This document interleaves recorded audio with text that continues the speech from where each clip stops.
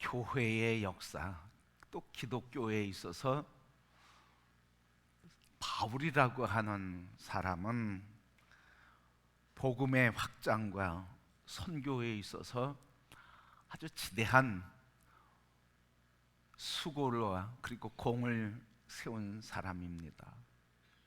물론 하나님께서 다 하셨다고 그렇게 고백하지만, 그러나 그 한 사람으로 보면 기독교의 역사에서 복음의 수고를 이처럼 한 사람은 없었고, 또 이처럼 오랜 기간 동안 또 먼 거리를 다니며 복음을 전하고 교회를 세우고 제자를 세운 사람도 없었을 정도입니다. 그가 쓴 서신을 보면 신약성경 27권 중에 13권이 바울이라고 하는 사람이 쓴 편지입니다. 신약성경의 절반이나 되는 성경을 기록했으니까 얼마나 저작 활동에 열심이었는지 볼 수 있습니다. 그런가 하면 그가 세운 교회와 그 제자들이 세운 교회는 헤아릴 수 없이 많습니다. 좀 숫자의 차이가 있긴 하지만 바울이 직접 세운 교회는 어떤 사람은 4교회, 또 어떤 사람은 6교회라고 하지만 그 이외의 교회들은 바울과 그를 따르는 사람들이 세운 교회가 상당히 많이 있습니다. 그가 활동한 지역과 거리는 1차, 2차, 3차 전도 여행만 포함하면 12,000km가 넘는 거리를 오가면서 복음을 전하였고, 지중해를 중심으로 해서 유대와 이 소아시아, 터키와 소아시아와 그리고 그리스와 로마까지 아시아와 유럽의 복음을 전하는 수고를 마다하지 않았던 사람입니다. 그는 이렇게 기독교 역사에 큰 족적을 남긴 사람이었습니다. 그러나 그는 한때 로마의 시민권을 가진 유대인으로서, 또 당시 유대 바리새파 중에 바리새인으로서, 세계 석학의 제자로서 율법에 능통한 사람이었습니다. 그래서 이 율법의 해석의 권위를 갖고 메시아 그리스도가 오신 것을 부인하며 그리스도라고 하는 예수, 그리고 그를 믿는 사람들을 잡아 옥에 가두며 죽이는 일에 앞장섰던 사람이었습니다.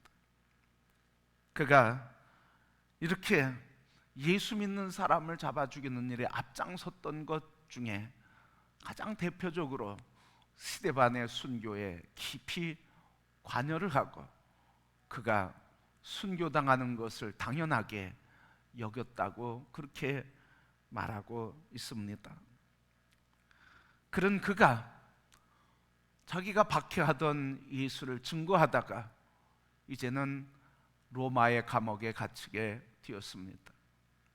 그 깊은 감옥에서 오늘 편지를 통해서 바울이 심정을 표현하고 있습니다. 오늘 본문의 말씀 2절이지만 이 2절 가운데 고백하고 있는 그의 심정은, 내가 살든지 죽든지 내 몸에서 그리스도가 존귀하게 되려 함이라. 이는 내게 사는 것이 그리스도니 죽는 것도 유익하니라. 바울은 오늘 복음을 위해서 살다 감옥에 갇혀서 그의 심정을 표현하는데, 나는 이제 곧 죽을 것이다, 죽음을 직면하고 죽음을 느끼면서 이 편지를 하게 된 것입니다.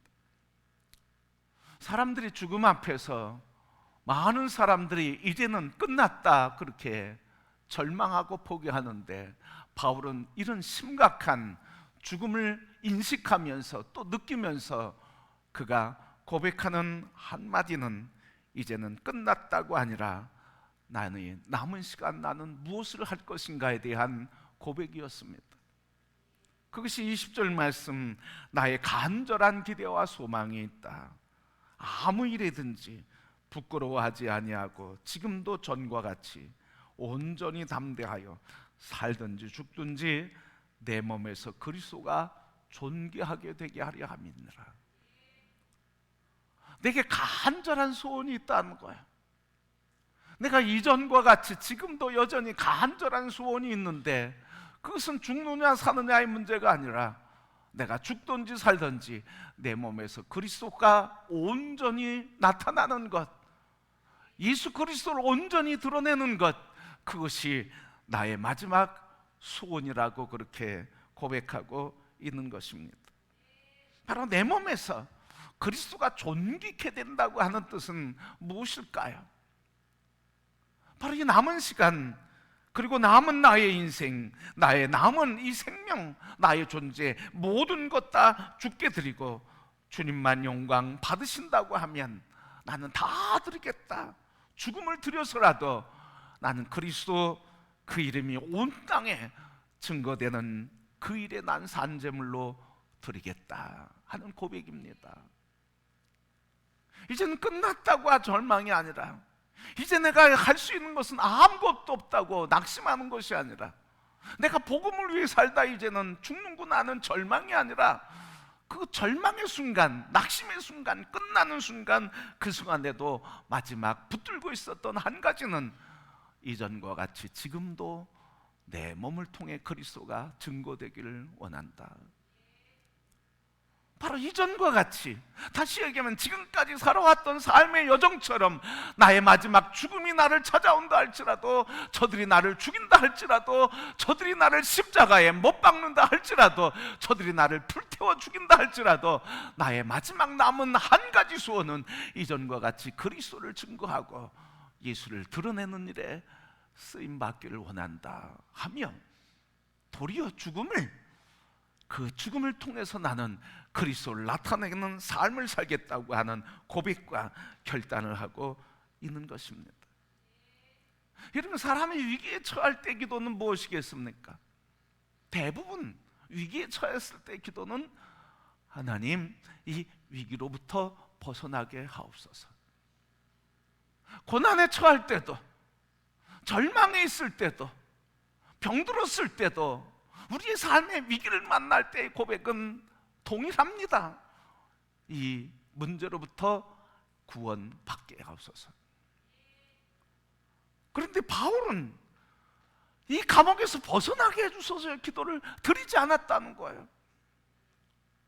내가 살든지 죽든지 어느 순간에 난 죽는데, 그 죽음이 어떻게 찾아오든지 나는 그 어떻게 찾아오는 죽음의 순간일지라도 내 육신의 자유가 아니라 내 생명의 주님 예수 그리스도를 증거하는 일에 나의 마지막 삶을 살겠다고 그렇게 고백하며 주님의 이름만 높임받기를 소원하고 있습니다. 다시 얘기하면 감옥에서 나오는 것은 자기의 삶이에요. 자기가 살아나고 싶은 욕망이에요, 욕구예요. 그런데 바울은 그리스도가 높임받기를 원했어요. 그래서 자기가 사는 것이 소망이 아니었어요. 자기가 잘 되는 것도, 성공과 출세도, 목숨을 보존하는 것도 소망이 아니었어요. 바울은 거기서 기도하다 자기가 감옥에서 나오는 문제 해결에 그것이 자기의 소원도 아니었고, 자기가 잘 되는 것도 아니었어요. 한 줌의 흙으로 돌아갈 목숨을 위해 무엇을 먹을까 입을까 염려하며 기도한 것도 아니었어요. 간절한 소원 하나, 그것은 한마디로 표현되는데 그것은 이렇게 표현하고 있습니다. 오직 그리스도가 존귀케 되는 것이라. 한마디로 요약한다고 하면 오직이에요. 오직 그리스도. 오직 그리스도만이 증거되고, 그리스도만이 높임받고, 그리스도의 나라만 임하고, 그리스도만 영광 받으시옵소서. 이게 바울의 이전과 같이 지금도 원하는 소원이었습니다. 성도 여러분, 오직 이 한마디에 담긴 바울의 소원, 그것이 아시아와 그리고 유럽을 복음화하며 그 유럽에 복음화된 그 복음의 불길이 오늘 우리에게까지 구원의 소식을 전하게 한 것이었습니다. 바로 이 오직 그리스도만을 존귀케 되겠다고 하는 불길이 오늘 우리에게 왔어요. 여러분, 요즘 교회의 부흥이 끝났다고 합니다. 그런데 영적 가뭄은 도리어 끝났다고 표현하며 하나님의 역사를 찬송하며 부흥의 불길을 사모하며 지금 부흥의 불을 일으키는 불타는 교회가 있는데 그게 바로 영국 교회의 소식입니다. 영국 교회는 끝났다고 얘기합니다. 영국 교회는 이제 소망이 없다고 얘기합니다. 영국 교회는 이제 이슬람화 됐다고 그렇게 얘기합니다.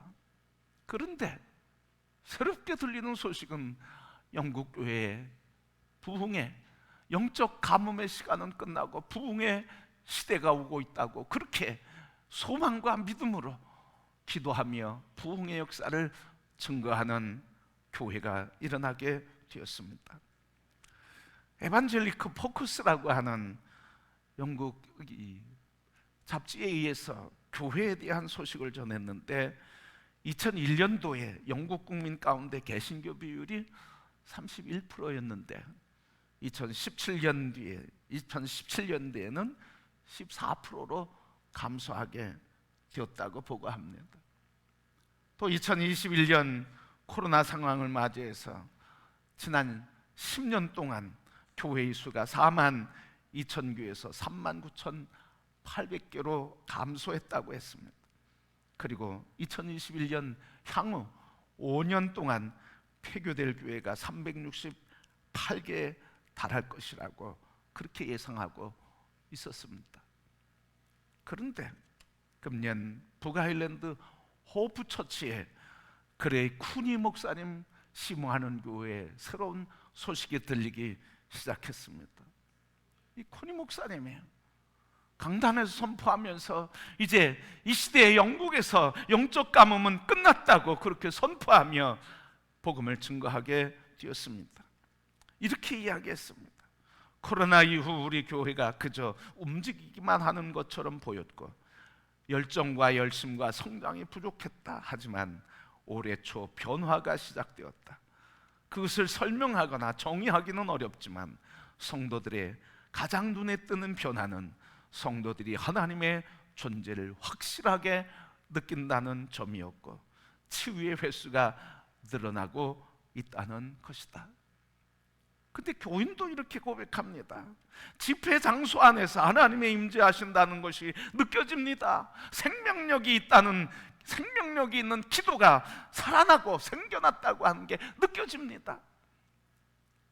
그뿐이 아니라 말씀을 전하는 군이 목사님이 말씀을 전할 때 창세기 28장 13절 15절 말씀에 야곱에게 하던 하나님의 축복의 말씀, 내가 누운 곳에서 내가 내 제단을 쌓고 내 나라를 세우고 내 민족을 장대하게 하리라는 이 말씀을 읽는 그 순간 이 말씀이 오늘 우리를 통해서 우리 이 시대를 통해서 이 교회를 통해서 이루게 하실 것이라고 하는 뜨거움이 몰려오며 믿음으로 선포하고 그리고 설교하며 수요일날 기도하는데 수요일 저녁에 기도 모임에 교인들의 20%가 참여하면서 뜨겁게 기도하고 그리고 기도의 열기가 일어나는 체험이 일어나고 있다고 하는 것입니다. 바로 이런 호프처치 쿠니 목사님 교회의 보고가 일어나는데 이렇게 보고했습니다. 올해 첫 5개월 동안 우리 교회는 약 30%가 성장했습니다. 그리고 우리는 다른 특별한 일을 하지 않았습니다. 저는 엘리야를 생각했습니다. 그가 종을 시켜 비가 오는지 보라고 반복해서 물었고 하인이 7번 다녀와서는 사람의 손바닥만한 구름이 있다고 말을 했지요. 그리고 저는 주님께서 영국 교회에 구름이 있다고 말씀하고 계심을 믿었습니다. 지난 5개월 동안 30%가 성장했는데 한 거는 다른 거 없다는 거예요. 그냥 기도했다는 거예요. 그리고 기도할 때 엘리야의 환상을 보여주며 하나님께서 구름 조각을 보내주신 것이 이 영국의 부흥의 구름 기둥이라고 그렇게 고백하며 그 믿음으로 목회하며 교회의 부흥을 이루고 있다는 거예요. 지금 북아일랜드를 중심으로 해서 부흥의 불길이 타오르고 있는 소식을 전하고 있습니다. 성도 여러분, 바울 사도가 이전처럼 지금도 내 몸을 통해 그리스도가 온전케 되기를 원했던 이 소원, 예수 그리스도께서 십자가에 죽으시며 모든 열방과 죄인들을 향해 다 용서하시고 그리고 나를 믿는 자는 영원히 살 것이라고 하는 이 변함없는 이전과 같이 지금도 여전히 역사하시는 성령님의 역사가 잠자는 교회, 끝났다고 하는 교회, 영적으로 멈춰버렸던 부흥의 불길을 끝내버리고 다시 부흥의 불을 타오르게 하는 역사를 이루게 했습니다. 그건 뭡니까? 다른 거 아니었어요. 이전에 일어났던 그 역사가 이전처럼 지금도 계속되기를 원하는 간절한 바울의 소망이었고 하나님의 소원이었고 오늘도 지금 성령께서 우리를 통해 역사하시는 간절한 소원이었다고 하는 사실입니다. 성도 여러분, 오늘 우리는 이렇게 얘기할 때가 있습니다. 이 나이에 내가 뭘 해? 그런데 이 나이에 뭘 해? 이렇게 얘기하는 분들을 보면 그러면 이 나이에 뭘 한단 말입니까? 되게 묻고 싶어지게 돼요. 그렇게 30년, 20년 뭘 해? 이렇게 살다 그냥 갈 것인가 하는 거예요. 시니어 예배를 드리면서 가끔 이런 말씀을 전합니다. 이 나이에 뭘 한다고 하는 말은, 뭐 할 것이 없다고 하는 말은 하나님께 욕되게 하는 말이다. 이전에 뜨거웠던 그 신앙 그와 같이 살 수 없어도 내 마음에 나를 움직이고 나를 감동케 하며 나를 소망케 하며 나를 힘있게 하며 나를 승리하게 하셨던 그 하나님, 지금도 여기 성령님은 동일하게 역사하니 나의 남은 인생 내가 하는 모습과 하는 모양은 다양하고 다르고 이전과 다를지라도 내 안에 불타오르는 예수 그리스도, 그분이 인도하시는 대로 그리스도의 영광을 위해 남은 삶을 꿈꾸는 삶이 되어야 한다는 것입니다. 성도 여러분, 오늘 여러분의 소원은 무엇입니까? 바울은 감옥에, 로마의 지하의 감옥에 갇혀서 마지막 죽든지 살든지 그것이 내게는 문제가 아니라 죽든지 살든지 나에게 남은 시간 한 가지 소원이 있는데 남은 나의 목숨 마지막까지 사한 제물로 내가 죽임을 당할지라도 그리스도를 온전케 기쁘게 영광 돌리는 것이라 하는 고백이었습니다. 여러분의 인생의 고백은 무엇입니까? 남은 인생의 소원은 무엇입니까? 여러분의 인생의 이전에 가장 기쁘고 감격스러웠던 주님과 다시 지금도 여전히 동행하는 이 회복의 은혜가 우리 모두에게 일어나게 되기를 축복합니다.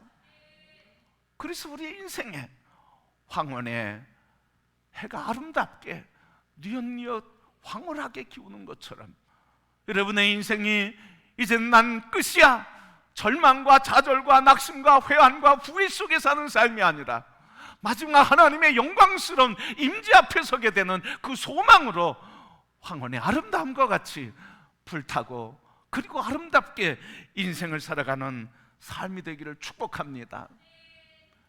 오늘 바울은 나의 남은 인생 살든지 죽든지 전과 같이 주님의 영광이 되기를 원한다 했습니다.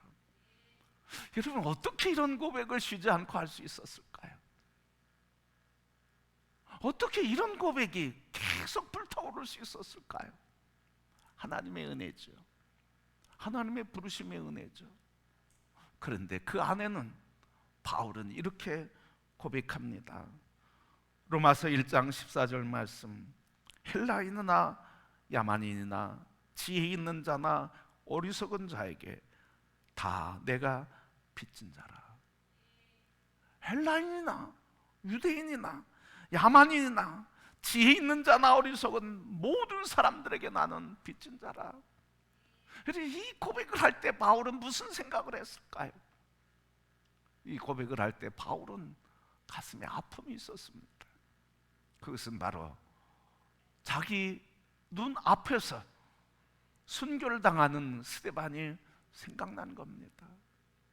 그 죽음을 마땅히 여기고 그 죽음의 자리로 이끌어가는 일에 깊이 관계를 했고 그리스도의 사람을 죽이는 일에 앞장서서 그들이 죽음의 자리에서도 포기하지 않고 절망하지 않고 끝까지 용서하는 그 용서의 복음, 그 복음이신 예수 그리스도를 증거하는 예수 그리스도의 십자가의 사랑, 그것을 깨닫고 나는 저들이 죽음으로써도, 생명을 죽임으로써 예수를 지켰던 그 사랑의 복음이 나에게 임하게 되었고, 그래서 나는 저들에게 사랑의 빚진 자요 복음의 빚진 자다. 이런 예수님이 직접 죽는 것을 보진 못했지만 그러나 스데반에 직접 죽는 것을 이 바울은 목격했습니다.